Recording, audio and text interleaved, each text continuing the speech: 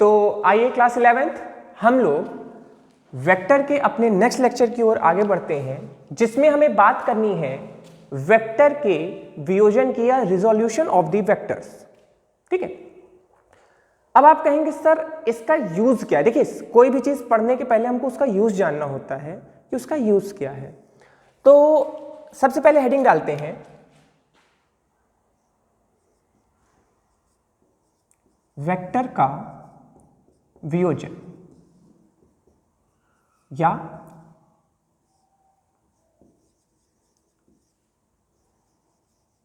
Resolution of vector.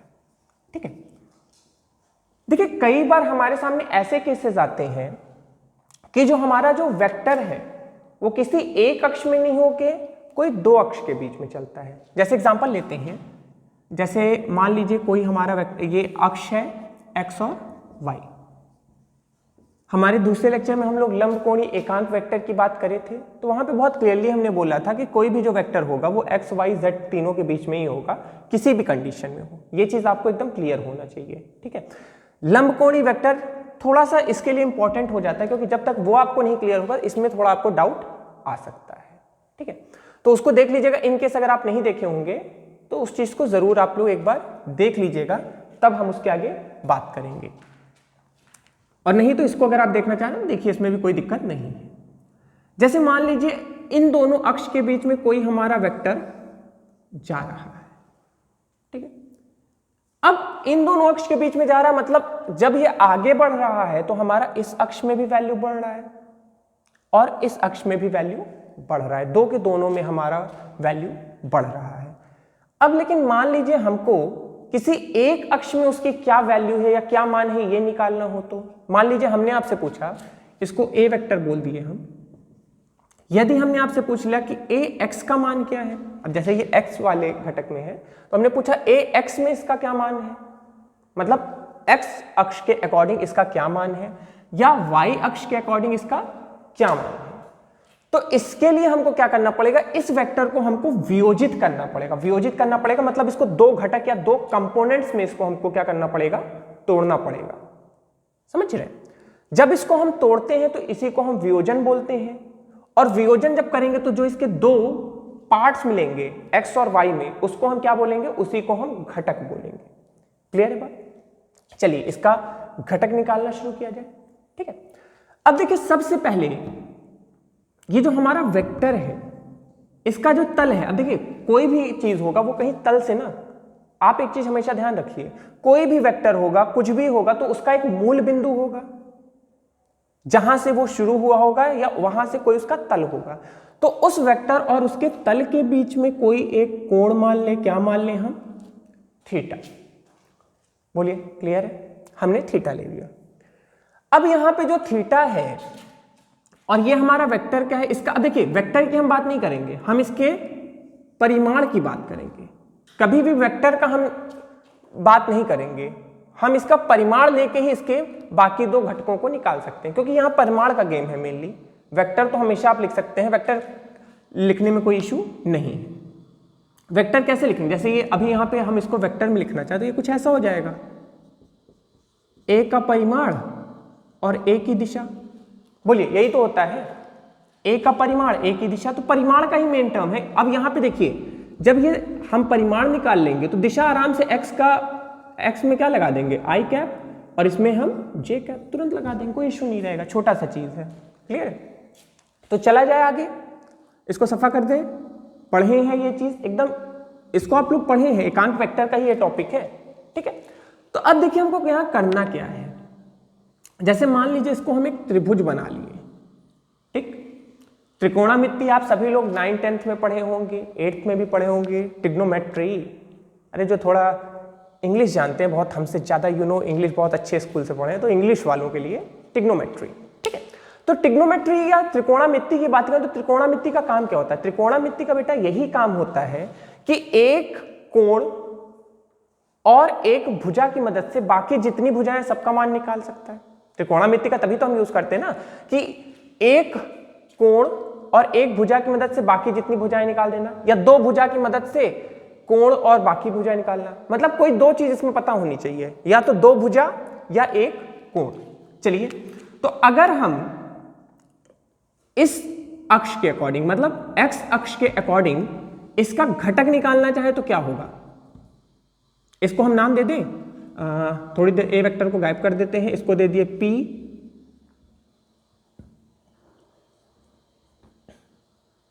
Q और R। ठीक है, अब जब हम इस त्रिभुज के अंदर आएंगे तो ये हमारा कर्ण है और ये हमारा आधार है।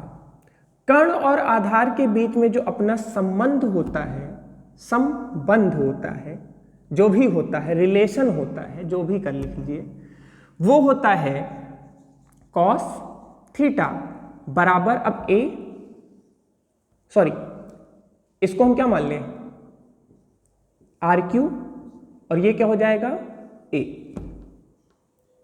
क्लियर है? और आर क्यू को हम क्या लिख सकते हैं, आर क्यू को लिख सकते हैं ए कॉस थीटा। इसी आर क्यू को हम ये भी तो लिख सकते हैं भाई, ये ए वेक्टर का एक्स घटक है, ए वेक्टर का कौन सा घटक है, एक्स घटक है, तो इसको हम ए कॉस थीटा भी लिख सकते हैं। बोलिए बात क्लियर है?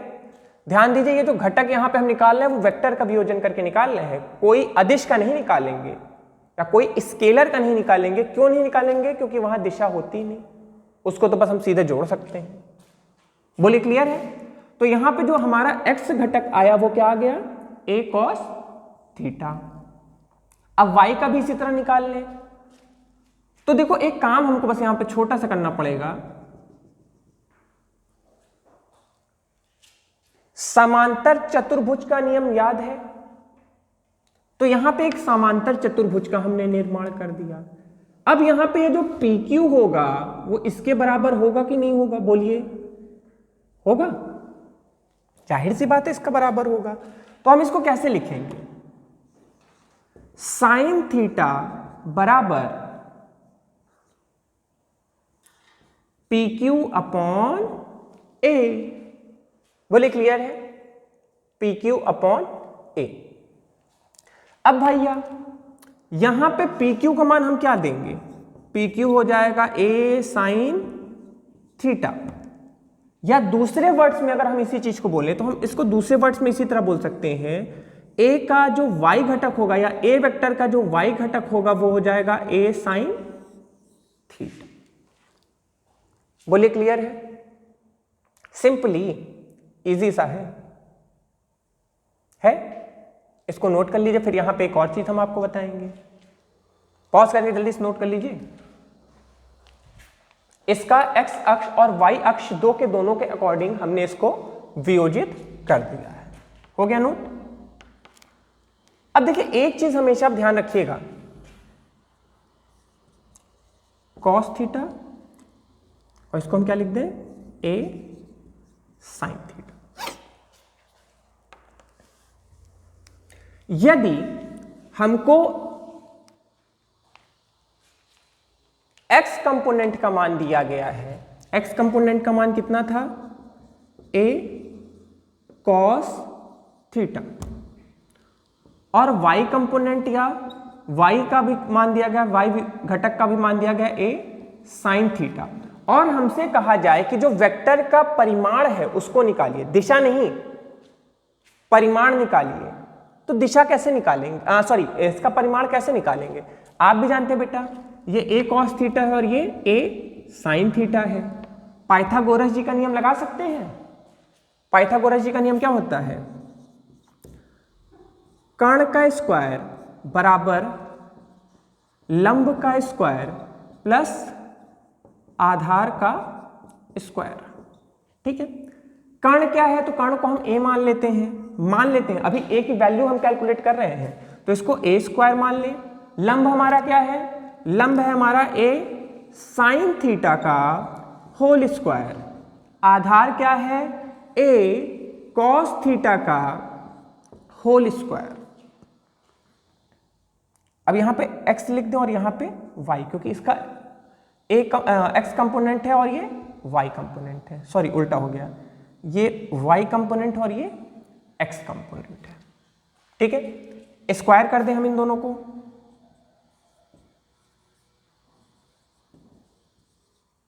या इसको y और x मत लिखिए, कोई मतलब नहीं है, a का घटक ही होगा। a square plus sine square theta a square cos square theta, ठीक है। इसके बाद क्या होगा, अंडर रूट अभी नहीं करते हैं। अब देखिए a स्क्वायर दोनों में है, तो a स्क्वायर को हम कॉमन ले सकते हैं, कॉस स्क्वायर थीटा और साइन स्क्वायर थीटा। इसको जब कैलकुलेट करेंगे तो जो हमारी वैल्यू आएगी वो क्या आ जाएगी, 1 गुणे a स्क्वायर, और स्क्वायर ने स्क्वायर को तुरंत क्या कर देगा, कैंसिल। तो जो हमारी a की वैल्यू आएगी कैलकुलेट करने पे, वही हमारा इस वेक्टर का परिमाण आएगा। बोलिए क्लियर है? नोट कर लीजिए इसको भी। ये तो क्लास 8th 9th का कैलकुलेशन है, बस मैंने ऐसे ही मन में आ गया कि हम भी याद कर लेते हैं तो कर दिया। चलिए हो गया ये। देखिए कई बार क्या हो सकता है, इसको ax और ay करके भी दिया, जैसे यहां पे हमने ये किया था, यहां ax और ay करके दिया जाएगा। तब देखिए ध्यान दीजिए, तभी आप कॉमन लीजिएगा ax और ay को जब ये सेम होंगे। अगर ये सेम नहीं होंगे तो आप कॉमन नहीं ले सकते हैं। अभी इस पे एक न्यूमेरिकल करेंगे तो ये चीज हम इसको बताएंगे, ठीक है। अब एक छोटा सा यहाँ पे और एग्जांपल लेते हैं। हम किसका एग्जांपल ले लें वियोजन करने के लिए? हम लेते हैं घर्षण का ही लेते हैं। घर्षण सबसे ज्यादा अपने यूज में है, जहां पे वियोजन का यूज होगा क्लास 11th में अपने, ठीक है। जैसे कोई ये एक तल है जो कि थीटा डिग्री पे कोण पे इंक्लाइंड है, ठीक है। इसके ऊपर हमने कोई वस्तु रखा, ठीक। वस्तु है तो पृथ्वी द्वारा उस वस्तु पे कुछ ना कुछ भार लगेगा, और भार हमेशा किधर लगता है, पृथ्वी की दिशा में। इसको हम क्या लिख दें, F लिख दें। देखिए होता तो mg है, बट हम F लिख रहे हैं क्योंकि अभी यहाँ पे हमने इसको घटक के रूप में तोड़ना होगा, तो घटक के रूप में हमको इसको तोड़ना होगा, इसीलिए हमने इसको F लिख दिया, ठीक है। अब देखिए ध्यान दीजिए, यहाँ पे जो भी कैलकुलेशन होंगे वो कैसे होंगे, वो इस तल के अकॉर्डिंग होंगे ना, वो इसके अकॉर्डिंग थोड़ी होंगे, इसके अकॉर्डिंग नहीं कर सकते हम, क्योंकि यहाँ पे जैसे घर्षण बल लगेगा तो वो इधर कुछ लगेगा।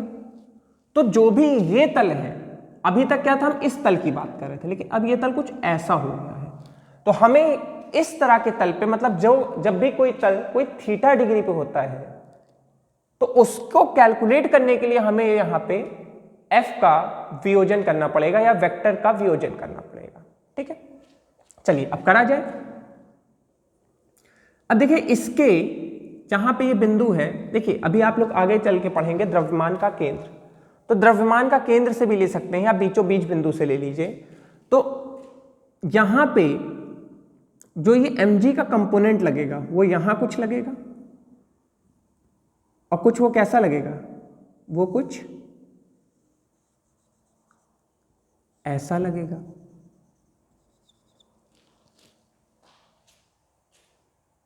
ठीक है।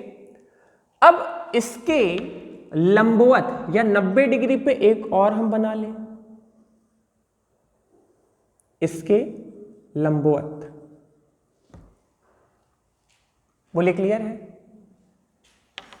इसको थोड़ा सा हम ऐसे कर लें। अब देखिए ये जो थीटा है वो इसके बराबर होगा, ये भी थीटा हो जाएगा। कैसे होगा ये समझिए। अरे भैया ये 90 डिग्री, तो ये क्या हो जाएगा, ये 90 हो गया। किसी भी त्रिभुज के तीनों भुजाओं का मान या तीनों कोणों का मान कितना होता है, 180 होता है। तो 180 में से जब 90 घटा देंगे तो 90 ही तो बचा, और ये दोनों जो कोण होंगे वो 90 के बराबर होंगे। तो अगर ये थीटा है तो ये कितना होगा, 90 माइनस थीटा। बोलिए होगा। और अगर ये 90 माइनस थीटा तो ये भी क्या है, ये भी तो 90 डिग्री है। तो अगर ये 90 माइनस थीटा है तो ये क्या होगा, थीटा होगा। बोले सिंपल है कि नहीं है? नहीं समझ में आया? फिर से एक बार फिर से चलिए फिर से एक बार लेते हैं। ये थीटा कैसे हो, हम इसकी बात कर रहे हैं, इसको हमने थीटा कैसे माना। तो देखो यहां पे ये जो हमारा भार वाली रेखा नीचे जा रही थी F, इसको हमने यहां पे जोड़ के एक त्रिभुज का निर्माण कर दिया है, नहीं बस अपने कैलकुलेशन को इजी बनाने के लिए। अब ये सीधे आया है तो जाहिर सी बात है 90 डिग्री होगा। अब देखिए यहाँ पे इस त्रिभुज में देखो ये एक तरह का त्रिभुज बन गया ना, ये एक त्रिभुज बन गया, ये त्रिभुज बन गया। तो त्रिभुज के 3 कोण होते हैं बेटा, आप सभी लोग जानते हैं 3, और 3 के तीनों कोण का योग कितना होता है 180। अब 180 है तो इसमें से ये 90 घटा देंगे तो बचा 90। ये थीटा है तो आप भी बताइए 90 में से अगर थीटा घटा देंगे तो इसका मान आ जाएगा कि नहीं आ जाएगा? जाहिर सी बात है इजीली आ जाएगा। तो थीटा, अब देखो कोई भी मान हो सकता है, it is not compulsory that कि वो कौन सा मान होगा, हम उसको थीटा से 90 में से थीटा घटा देंगे तो जो बचेगा वही है तो मान होगा। ठीक है, अब देखो मैंने ये जो घटक लिया था, ये जो घटक लिया था इसके 90 डिग्री पे ही तो मैंने इसको बनाया ना, मैंने बोल के बनाया। अरे भाई एक चीज ध्यान दीजिए, ये जो अपना x और y होता है इसको बनाने के लिए 90 डिग्री होता है, तो अगर ये कोई हमारा घटक होगा तो इसके 90 डिग्री पे ही तो होगा। और तीसरा घटक भी अगर मान लो होता, z भी होता भैया, तो z भी तो 90 पे है। तो ये तीन की तीनों अक्ष आपस में एक दूसरे का कैसे रहेंगे?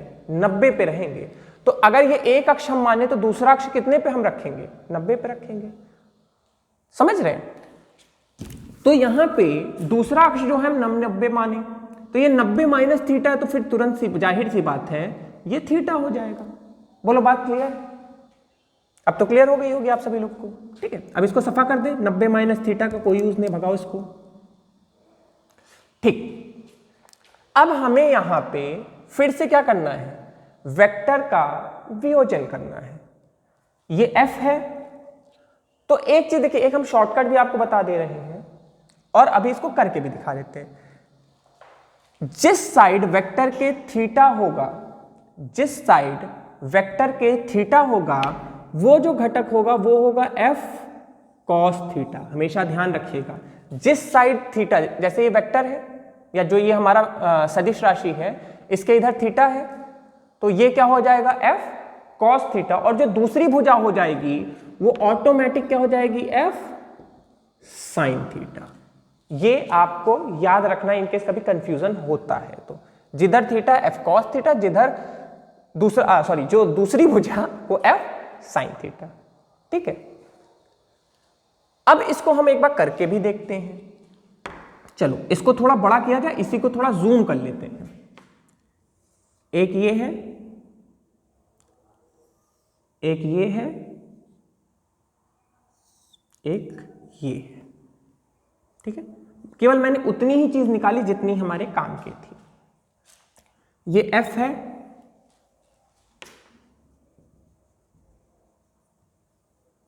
चलिए ठीक। अब देखिए ध्यान दीजिए, हमारे त्रिभुज का एक नियम होता है कि जिधर थीटा होता है वो हमारा क्या होता है? देखो सबसे बड़ी जो होती है, जो सबसे बड़ी भुजा होती है वो तो कर्ण होती है, तो मतलब ये कर्ण है, ये सबसे बड़ी भुजा है। It's clear to me? बोलिए क्लियर है? ठीक, जो बाकी भुजा है भैया, एक मिनट, कर्ण ये रहेगा, एक मिनट, ये गड़बड़ है थोड़ा।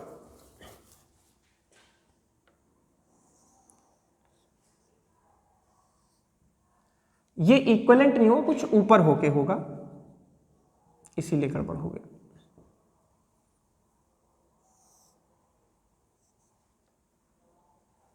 ठीक, ये f है, ये जो होगा ये कर्ण होगा। अब जो भी भुजा इससे कनेक्टेड होगी, ये इसका क्या हो जाएगा? आधार हो जाएगा, और ये क्या हो जाएगा? जो दूसरी भुजा बची वो लंब।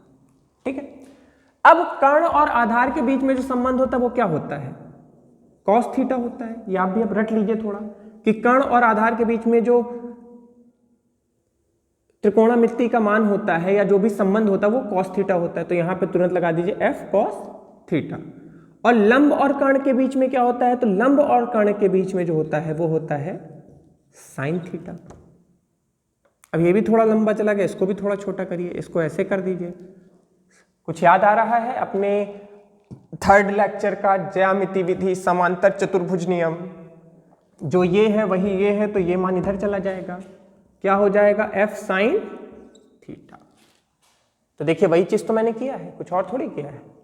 अगर आप इसको ऐसे कर सकते हैं तो ऐसे करिए, थोड़ा कॉन्सेप्ट के लिए आपको मैंने बता दिया। और अगर आप ऐसे नहीं कर पा रहे हैं तो थोड़ा याद कर लीजिए कि थीटा के पास वाली जो भुजा होगी उसको हम f cos थीटा मान लेंगे, और जो दूसरी वाली भुजा होगी उसको हम f sin थीटा मान लेंगे। बोले क्लियर है? तो यही जो चीज हम पढ़ रहे हैं यही है हमारा वेक्टर का वियोजन। नोट कर लीजिए इसको।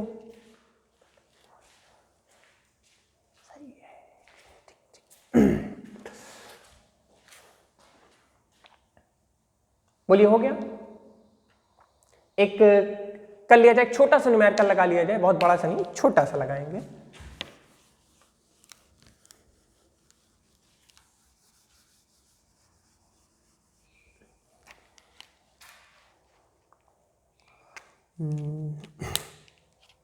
चलिए, किसी वस्तु पे बल 10 न्यूटन का लग रहा है और यह तल से 30 डिग्री का कोण बना रही है। ठीक है, पहला क्वेश्चन। तो इसका x घटक और y घटक दो के दोनों को ज्ञात कीजिए। चलिए, एक क्वेश्चन ये हो गया। दूसरा क्वेश्चन, कोई वस्तु पे बल 10 न्यूटन का लग रहा है और यह तल से 90 डिग्री एंगल बना रही है। इसका x घटक और y घटक दोनों ज्ञात कीजिए। ठीक है। तीसरा क्वेश्चन, कोई वस्तु तल से 0 डिग्री, अब देखो कुछ नहीं है तो 0 डिग्री तो मानेंगे ना, 0 डिग्री कोण बना रही है। तो f(x) घटक और f(y) घटक ज्ञात कीजिए। ठीक है, ये 3 सिंपल से क्वेश्चन है। अब देखिए एक चीज ध्यान दीजिएगा, यहां पे जो x होगा ये होगा, y ये होगा। ठीक है, ये बाय डिफॉल्ट अगर कुछ आपको क्वेश्चन में नहीं दिया जाएगा तो बाय डिफॉल्ट आप लोग ये मान के चलिएगा कि ये x रहेगा और ये y रहेगा। इन केस अगर किसी क्वेश्चन में चेंज होगा तो वो ऐसे कर देगा, वो ऐसे बना देगा, इसी क्वेश्चन में दे देगा, इधर लिख देगा y, इधर लिख देगा x। समझ रहे हैं? तो ये चीज आप फिर समझ लीजिएगा कि हमको चेंज करना है, अन्यथा हमेशा x और y उसी को डिफॉल्टली मानिएगा, ये x है ये y है। ठीक है, तो हम अभी पहला क्वेश्चन है, पहला ही कठिन नहीं देंगे, नहीं तो आप कहेंगे सर बस मुझे सब आ गया बंद। तो इसीलिए हम नॉर्मल क्वेश्चंस ले रहे हैं। ठीक है, चलिए एक बार ट्राई करते हैं। हमने आपको पहले ही बताया है कि जो हमारा x घटक होता है या जिसके बगल में थीटा होता है उसको हम क्या मानते हैं, उसको हम cos थीटा मानते हैं। अरे भाई देखो, इसको हम ऐसा बनाएं तो इधर जो आएगा वो fx घटक आएगा, इधर जो आएगा fy घटक आएगा। ठीक है, और ये जो थीटा है वो इससे कनेक्टेड है ना, इससे टच है, तो इससे टच है, ये आधार है, तो ये f cos थीटा हो गया। और ये क्या हो जाएगा, f sin थीटा। सबके सभी में वही सेम होगा। f का मान कितना है 10, cos का मान कितना है cos 30,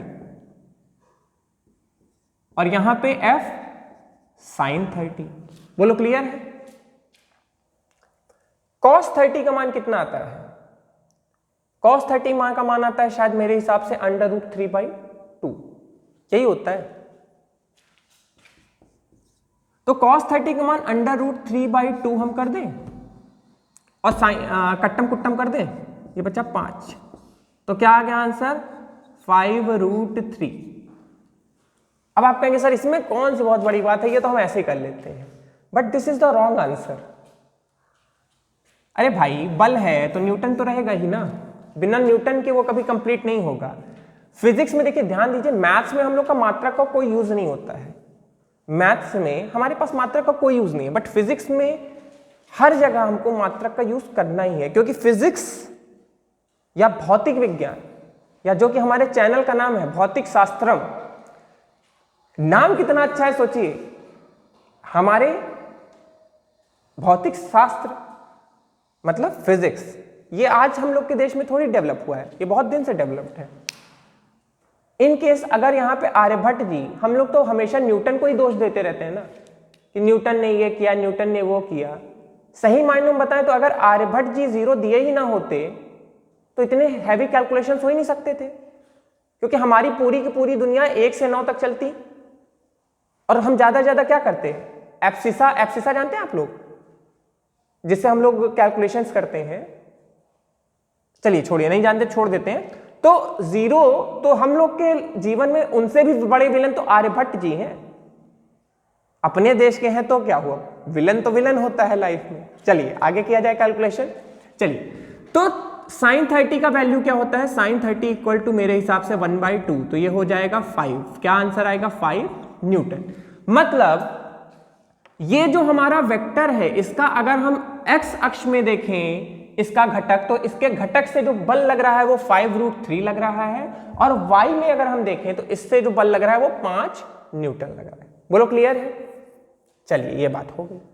इसमें देखते हैं, अब देखिए हम ऐसे वस्तु को खींच रहे हैं एकदम 90 डिग्री, होता नहीं है कि इस हेलीकॉप्टर पर हम बैठे हैं, पैसा चोरी कर रहे हैं, ऊपर सीधे खींच रहे हैं, भले ही हेलीकॉप्टर क्रैश हो जाए, चोरी जरूरी है सर। चलिए तो अब x का मान निकालते हैं। सेम चीज फॉर्मूले पे हम चलेंगे, f cos 90 f sin 90। Is this okay? अब देखिए कक्षा LKG UKG में आप लोग को पढ़ाया गया होगा ना cos 90 का मान, तो cos 90 का मान नर्सरी में हमको जो पढ़ाया गया था सर वो था 0, और जो sin 90 का मान था वो था 1, sin 90 1 cos 90 0। और भी एक चीज पढ़ाई गई होगी, कब, क्लास 10th में, कि 0 का अगर मल्टीप्लाई किसी से करते हैं तो वो क्या बन जाता है, 0। तो आप कहेंगे सर ये क्या होता है, हमको तो ये पता है कि बिना पढ़े लिखे जाओ, कॉपी छोड़ के आओ तो 0, फिर घर वाले भी खूब पीटते हैं, सिर में निकल आता है 0, तो वो वाला 0। क्लियर? और ये क्या हो जाएगा बेटा, 10 न्यूटन, इसको भी लिख दो, 0 है तो क्या हुआ, ठीक है। मतलब क्या है कि जब 90 डिग्री है तो घटक केवल एक ही दिशा में है ना, x में है भी नहीं। देखो मैथमेटिकली भी ये प्रूव हो गया कि x दिशा में इसका कोई घटक है ही नहीं, ये तो सीधे एक ही दिशा में जा रहा है, इसको x से कोई मतलब ही नहीं। ये यहां पे था क्यों, क्योंकि ये बीचों बीच दोनों घटक, दोनों अक्ष के बीच में जा रहा था ना, इसलिए। यहां पे क्यों नहीं है, क्योंकि भाई एक ही दिशा में जा रहा है, इसलिए y जो अपना x घटक है वो 0 हो गया। देखो ये x था ना, ये y था, तो x 0 हो गया ऑटोमेटिक। बोलो बात क्लियर है कि नहीं क्लियर है? मतलब हम इसको सीधे भी लगा सकते हैं और ऐसे भी लगा सकते हैं। चलो अब फिर वही, अब यहां पे क्या है, केवल x में है, तो जाहिर सी बात है x में है तो आप अभी से समझ जाओ कि x में है तो y 0 हो जाएगा। कैलकुलेशन करके देख लेते हैं, cos 0 sin 0, f का मान भैया 10, cos 0 शायद 1 होता है मेरे हिसाब से, और sin 0 कितना होता है, 0। बोलो सही है? 10 एक कम 10, 10 0 0। बोलो क्लियर है कि नहीं क्लियर है? इट मीन्स दैट कि इसका जो y घटक होगा वो हमारा क्या हो जाएगा, 0 हो जाएगा। बोलिए बात समझ में आ रही है? तो यहां पे हमें घटक का वियोजन करना सीख गए हैं, या कंपोनेंट ऑफ द वेक्टर्स निकालना सीख गए, साथ ही साथ जो घटक तोड़ना है मतलब रिजोल्यूशन ऑफ द वेक्टर्स, ये सब की सभी की बात हम लोग कर चुके हैं। तो आज हम अपना लेक्चर फिर यहीं खत्म करेंगे। कोई डाउट हो, कोई दिक्कत हो तो नीचे लिख दो, भले ही लाइक डिसलाइक मत करो, चलेगा, ठीक है। तो आज यही लेक्चर खत्म करते हैं। नेक्स्ट जो अपना टॉपिक आएगा भैया, अब यहां से शुरू होगा मेन टॉपिक अपना। अब जो हमारा लेक्चर आएगा इसके बाद वो आएगा दो वेक्टरों का गुणन, या हम बात करें तो बिंदु गुणक या डॉट प्रोडक्ट, और उसका अगर आएगा क्रॉस प्रोडक्ट या क्रॉस गुणक। ध्यान दीजिए, ये अगर आप समझ जाएंगे तो वो भी समझ जाएंगे, कोई इतना डिफिकल्ट टॉपिक नहीं है, क्योंकि आपका पूरा टाइम जो रोटेट करेगा यहां पे वो इसी में रोटेट करेगा, पूरा का पूरा जो भी कैलकुलेशंस होंगे वो इसी में रोटेट करेंगे। ठीक है, तो आज हम अपने लेक्चर को यहीं फिर खत्म करते हैं। नोट्स बनाते रहिएगा, अगर मन होगा तो, नहीं मन होगा तो दोस्त से छाप लीजिएगा, और फिर बस यहीं पे फिर रिकॉर्डिंग खत्म करते हैं। ठीक है।